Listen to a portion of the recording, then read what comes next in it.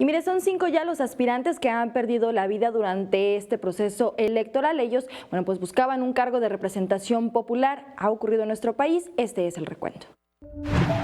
El proceso electoral de 2018 quedará grabado en la historia mexicana por la violencia que lo ha marcado. El pasado 3 de febrero, el diputado con licencia Alfredo Rojas San Román fue baleado mientras llegaba a su domicilio en la colonia San Lorenzo Río Tenco. El aspirante del PRI a la alcaldía de Cuautitlán Izcalli en el Estado de México viajaba junto con su esposa María Eugenia Cano Romero, quien también falleció.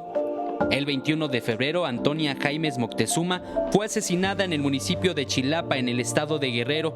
La aspirante a una diputación local por el Partido de la Revolución Democrática fue acribillada al interior de su restaurante.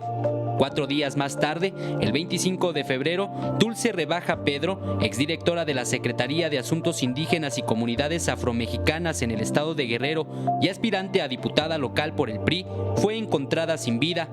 Su cuerpo fue localizado en el punto conocido como Agua Zarca, en la carretera Chilapa-Atzacoaloya, en el municipio de Chilapa. Aarón Varela Martínez, aspirante a la presidencia municipal de Santa Clara Ocoyucan, en el estado de Puebla, también fue asesinado. El aspirante de Morena, Movimiento Ciudadano y Partido Encuentro Social, fue asesinado la madrugada del 28 de febrero en el estado de Puebla. El último y más reciente caso es el de Homero Bravo Espino, aspirante del PRD a la alcaldía de Zihuatanejo. El 2 de marzo fue encontrado sin vida y con heridas de bala en el interior de su vehículo en la localidad de San José Ixtapa, en Zihuatanejo, Guerrero. Eric Pinto, 21 Noticias.